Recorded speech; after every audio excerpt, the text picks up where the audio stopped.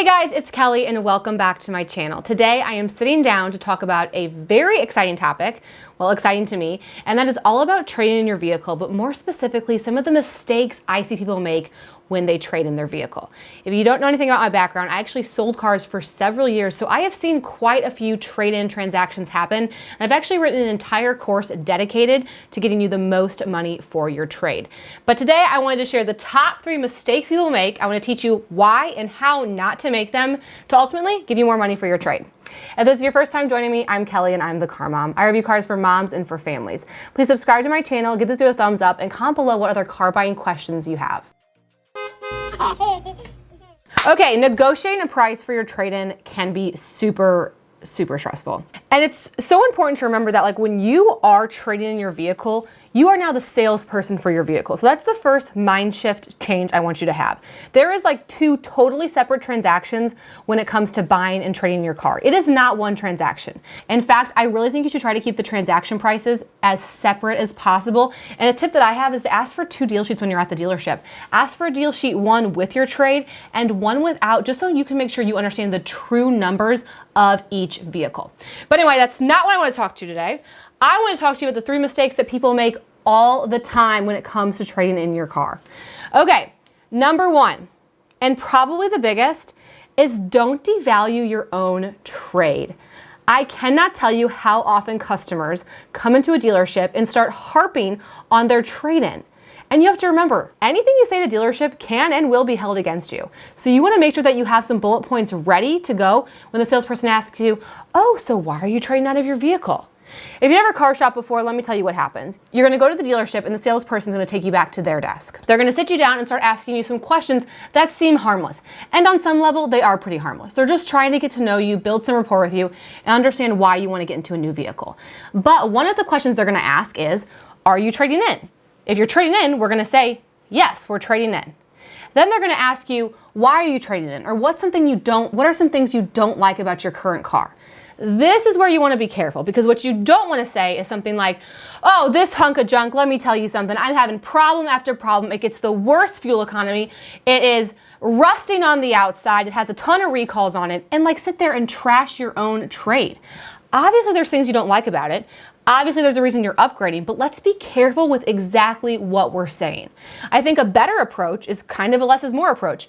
It's been actually such a good vehicle for us. We've enjoyed it as a family, but we're just kind of outgrowing it and we're ready for a change. So I'm sure you guys will have no problem selling it.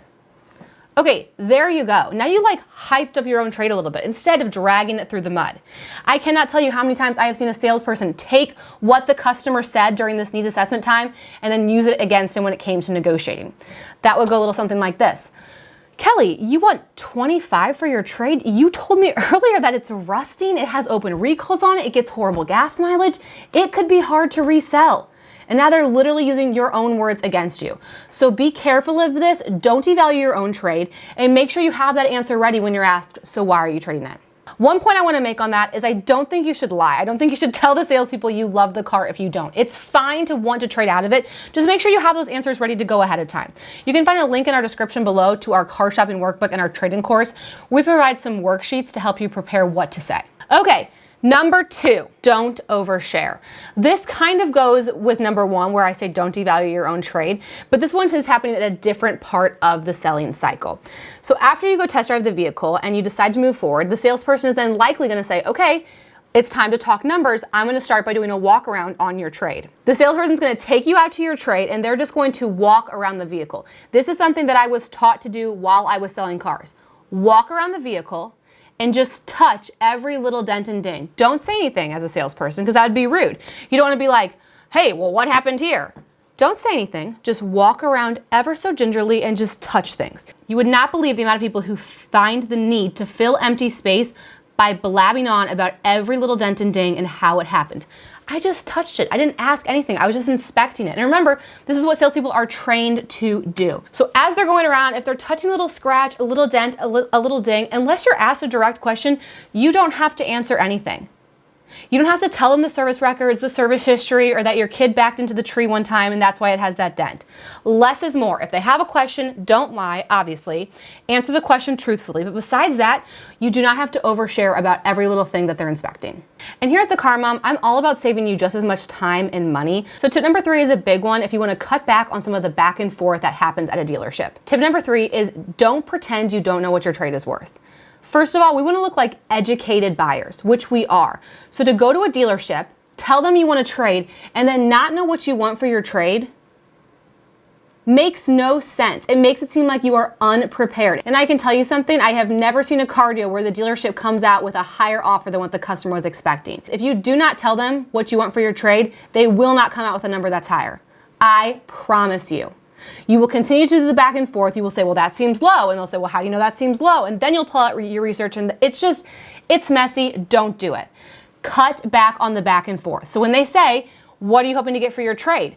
Say something like, well, based on my research, I know my trade is worth this. I actually already have an offer from CarMax for $22,500. But since I'm buying a car here and it looks like you guys need cars, I'd like to give you first right of refusal. So if you can beat the CarMax price, I'm happy to wrap this up today. Literally the way you just saved yourself 35 to 40 minutes.